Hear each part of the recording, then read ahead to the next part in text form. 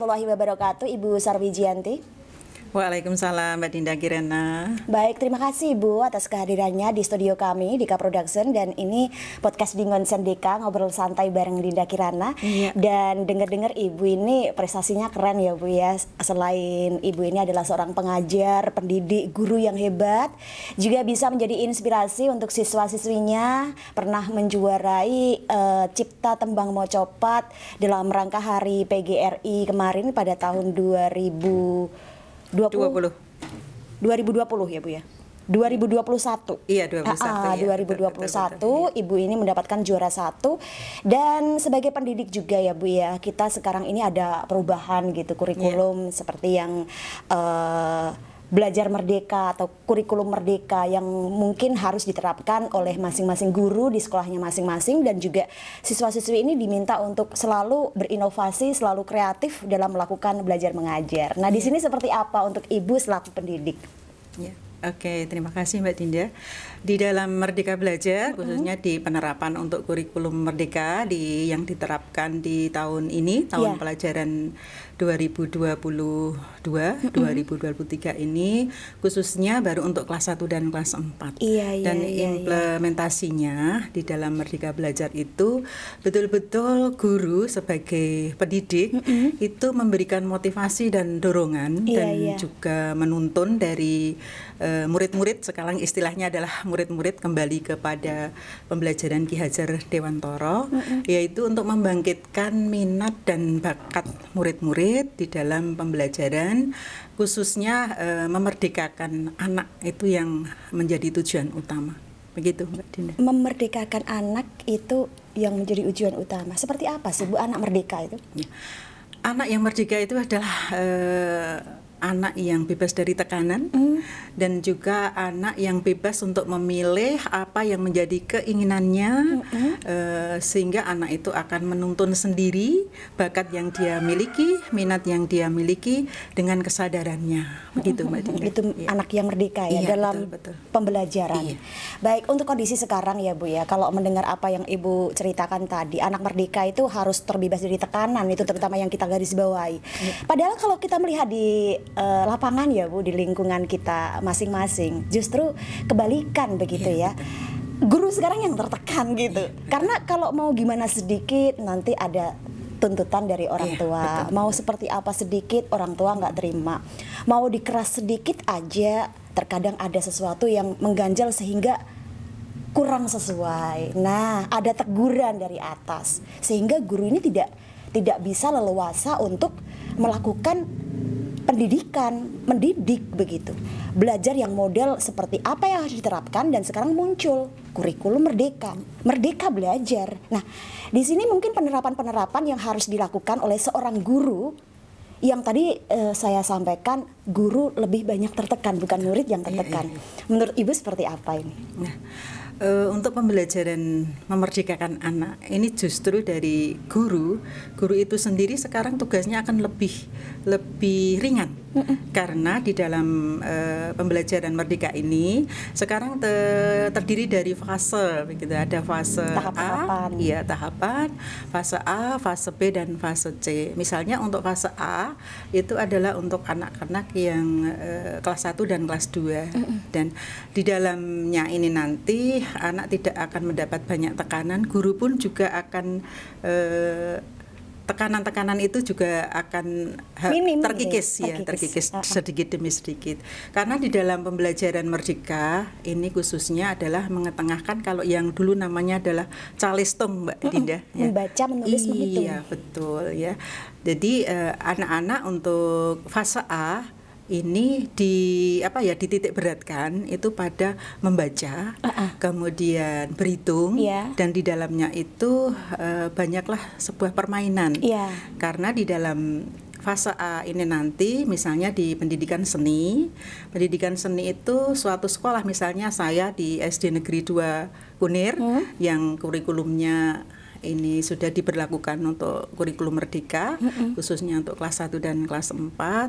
Seni yang kita ambil adalah seni kriya. Kriya ya. di sini seni kriya itu akan memanfaatkan barang-barang lokal yang ada di sekitar desa kami. Kemudian juga akan memanfaatkan barang-barang bekas ya yang akan diolah menjadi sesuatu. Ini tergantung dari kreativitas guru dan kreativitas siswa. Oke, baik. Gini Bu, sedikit menangkap ya apa yang disampaikan Ibu tadi tentang calistung, tadi sempat menyinggung ke situ. Di sini memang dari dini anak itu diajari untuk membaca, menulis, dan menghitung. Sedangkan di kurikulum Merdeka, penerapannya anak tidak harus selalu dicekokin dengan pelajaran-pelajaran di ruangan. Anak dibebaskan untuk menuju ke lokasi-lokasi yang mereka sukai, sehingga mereka bisa mudah menangkap ilmu-ilmu yang diberikan oleh sang guru itu tadi. Dengan sistem kurikulum Merdeka, calistung itu kayak gimana Bu cara menyampaikannya? Oke. Kemudian untuk yang calistung, mungkin yang membaca dulu ya Mbak Dinda ya. Membaca itu anak-anak bukan diberikan sesuatu seperti bacaan yang tidak harus papan tulis, tidak harus menerangkan, anak begini, nggak harus gitu kan? Anak-anak harus mengamati sesuatu, kemudian dari hasil pengamatan itu anak akan mencocokkan gambar-gambar yang ada, kemudian juga diajak keluar, pembelajaran di luar kelas yang istilahnya nanti disebut pembelajaran project. Nah, dari hasil itu anak-anak akan langsung kontekstual, jadi apa yang dilihat itu nyata-nyata, bukan hanya khayalan seperti yang diceritakan ketika guru memberikan pembelajaran hanya dengan metode ceramah. Dan pembelajaran project ini betul-betul 95% adalah pada diri anak. Dan ini praktek langsung dan alat peraga mungkin yang diperlukan. Iya, betul.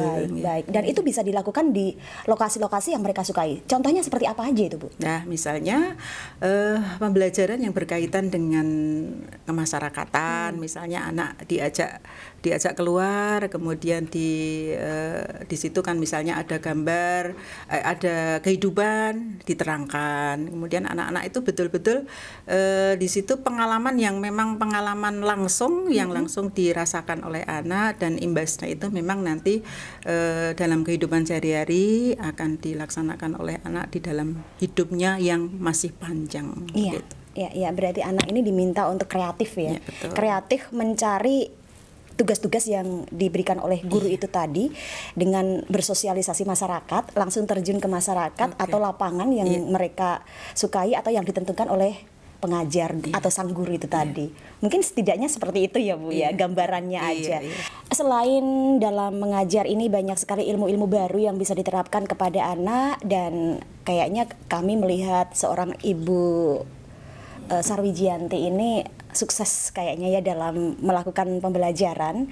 Terbukti prestasi-prestasi Ibu ini juga keren dan luar biasa. Saya juga mengamati bahwa Ibu ini seorang pegiat literasi yang bagus gitu ya, prestasinya juga keren. Selain itu juga Ibu Sarwijianti ini adalah pernah menjuarai Cipta Mocopat dalam rangka lomba PGRI se-Kabupaten Jepara. Ulang tahun PGRI se-Kabupaten Jepara tahun berapa itu Bu? 2021 kemarin ya. Baik Ibu, gimana sih Bu caranya supaya bisa mendapatkan prestasi-prestasi yang gemilang, tercetus, atau bisa menciptakan sebuah lagu mocopat yang bagus sehingga itu bisa memenangkan sebuah lomba, atau bisa komitmen dalam mengembangkan prestasi sehingga Ibu ini dalam pegiat literasi juga sering dapat prestasi juga gitulah. Di sini kami pengen tahu bocoran sedikit dari pengalaman-pengalaman Ibu itu supaya pemirsa pecinta podcast Ngonsen Deka dan juga pelajar-pelajar di Kabupaten Jepara ini bisa terinspirasi oleh sosok seorang Ibu seperti apa Bu? Untuk kegiatan-kegiatan saya yang sekiranya Mbak Dinda ketahui, mungkin dari membaca ada suara baru, kemudian ada di Gelora itu. Kegiatan saya literasi yang pertama itu tergabung dalam AGPL. AGPL itu Asosiasi Guru Pegiat Literasi begitu. Kemudian di dalam AGPL itu kita punya produk yaitu artikel yang dimasukkan ke dalam surat kabar, diantaranya adalah Suara Merdeka, kemudian ada Media Guru, ada juga dari redaksi yang lain itu yang sekiranya memang untuk peningkatan profesi saya selaku guru, dan kebetulan saya itu sudah hampir 11 tahun itu sebagai kepala sekolah begitu. Kemudian dari prestasi Mocopat ya Mbak, saya di tahun 2014 sudah juara 3 juga juga di PGRI. Kemudian diadakan lagi di tahun 2021 kemarin di akhir dalam rangka HUT PGRI itu mencipta tembang Mocopat yang menyatakan bahwa guru harus bangkit gitu. Dan keren. Itu inspirasi saya itu ya memang dari kecil saya memang menyukai seni, baik itu seni tari, seni musik, kemudian seni tembang Mocopat. Itu sudah saya geluti ketika saya masih kecil begitu. Dan alhamdulillah dari kegiatan itu saya bisa mendapatkan penghargaan. Selain itu juga hadiah tentunya ya Mbak. Iya. Pasti dong. Yang pertama itu hadiah saya dapatkan dari kegiatan yang dilaksanakan oleh Dinas Pariwisata waktu itu. Itu adalah pembuatan artikel untuk menggali tentang bagaimana potensi di desa saya mengenai pariwisata yang harus diangkat begitu. Iya. Inilah literasi yang keren. Iya. Kemudian yang kedua mendapatkan hadiah itu waktu itu lumayan banyak, 4 juta. Yaitu tentang penelitian yang saya lakukan di sekolah saya. Kemudian penelitian itu bisa saya mendapatkan penghargaan yang pertama dan mendapatkan hadiah dari Dinas Dikpora waktu itu. Itu lumayan besar lah, 4 juta untuk menulis itu saya kira lumayan besar. Banyak banget itu, nggak hanya sekedar lumayan ya. Dan patut disyukuri. Betul. Dan untuk kegiatan ini kenapa saya sampai menjelang 60 tahun? Saya ini sudah 59 tahun. Sudah mau pensiun? Iya, lebih 3 bulan. Jadi 9 bulan lagi saya itu sudah purna. Gitu. Tapi saya tetap giat di dalam berliterasi karena saya ingin mengangkat dari rekan-rekan saya, dan alhamdulillah sudah ada beberapa guru yang mengikuti jejak saya. Demikian Mbak Dina. Luar biasa ya. Dan Ibu ini mohon maaf tadi sempat disampaikan kalau nggak salah dengar kepala sekolah ya. Iya, betul. Kepala sekolah sudah 16 tahun. Betul? Sudah dari 2012. Iya. Bertahun-tahun ya. Itu berapa itu? 11 tahun ya? Lebih saya kira. Luar biasa ya Bu ya. Tentunya banyak sekali pengalaman-pengalaman seorang Ibu Sarwijianti ini dalam mendidik siswa, dalam seperti apa menanggulangi siswa yang mungkin bandel, kenakalan remaja dan lain sebagainya. Pendidikan yang bagus itu kayak gimana? Mungkin bisa disampaikan sih kepada pemirsa gitu Bu, untuk pengalaman-pengalaman Ibu tentang mengajar. Belajar mengajar yang bagus, belajar mengajar yang keren. Ini enggak literasi tapi langsung disampaikan ya Bu ya.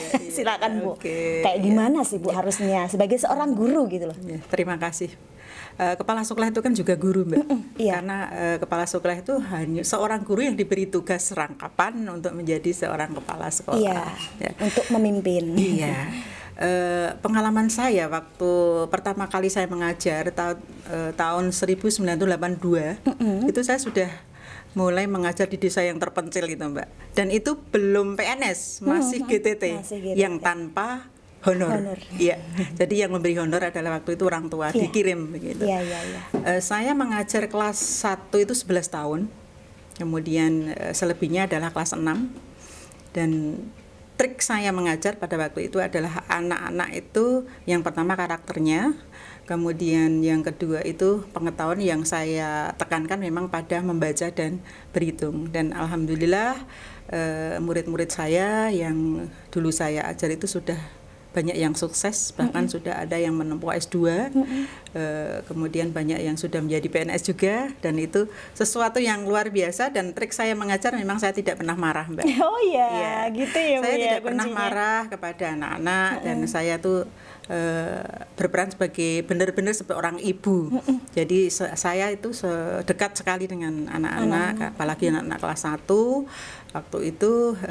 Jadi saya memang selalu menganggap mereka itu anak saya sendiri. Padahal waktu itu saya itu masih single, Mbak. Oh. Iya, saya mengajar kelas 1 ya? itu saya masih single, dan sampai sekarang anak-anak saya yang saya didik itu yang menyebar di, mungkin ada di Kalimantan, ada di Sumatera, bahkan mungkin ada yang ada di Irian, itu sering masih sekarang bisa sambung di Facebook, selalu mengucapkan terima kasih atas jasa Ibu, begitu.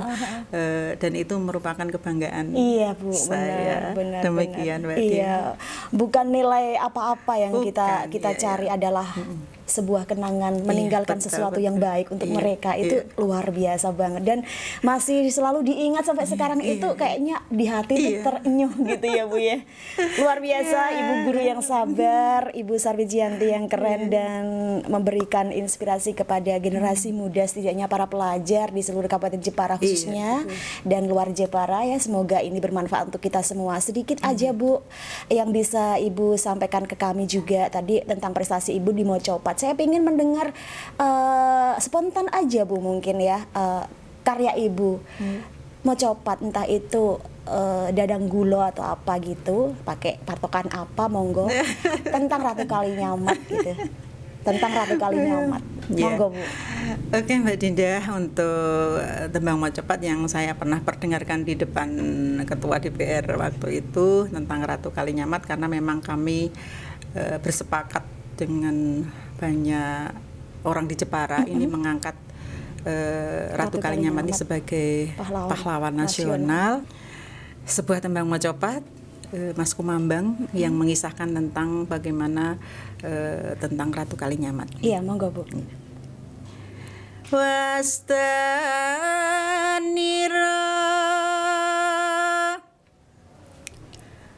Retna kencana inguni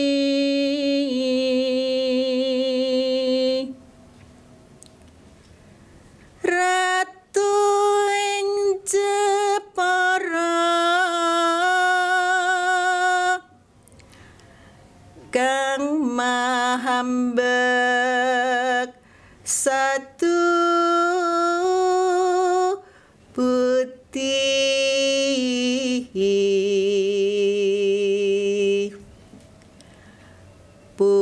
putranya Sultan Trenggono.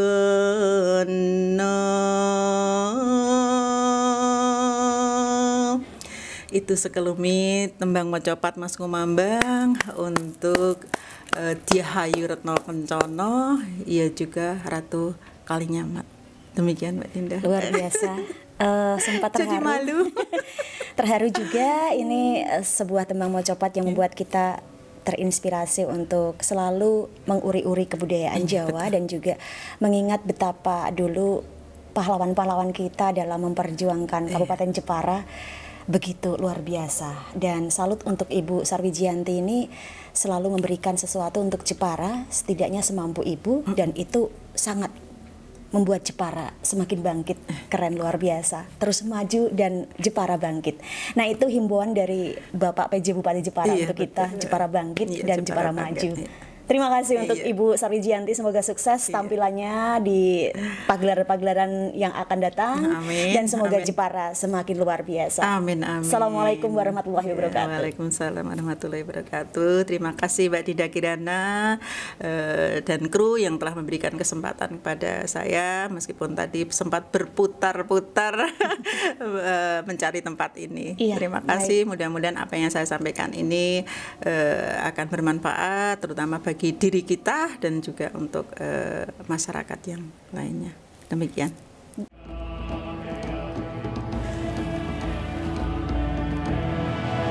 Ayo generasi muda, jangan tidur, jangan di rumah saja, buat inovasi, buat kreativitas untuk kota Jepara tercinta. Jepara maju, Jepara keren. Ayo semangat, Dirgahayu Republik Indonesia merdeka. Teruslah berkarya, teruslah maju untuk negara kesatuan Republik Indonesia ini. Semangat, merdeka! Selamat hari ulang tahun RI ke-77. Pulih lebih cepat, bangkit lebih kuat. Pulih lebih cepat, bangkit lebih kuat. Jepara, bangkit! Jepara, bangkit. Jepara merdeka.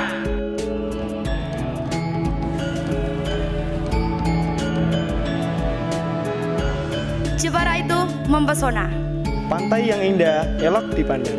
Jepara itu kota seni, membuatku jatuh hati. Sebuah kayu yang menjadi mahakarya oleh tangan-tangan terampil. R.A. Kartini, Ratu Kalinyamat, Ratu Sima, putri-putri pengharum nama bangsa. Jepara itu kota yang tersohor, Bumi Kartini yang mempesona. Jepara itu kota yang kuat, ayo semangat agar terus maju. Saya bangga menjadi warga Jepara.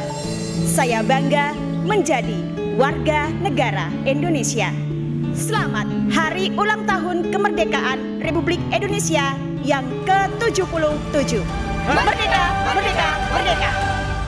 Dirgahayu Indonesiaku.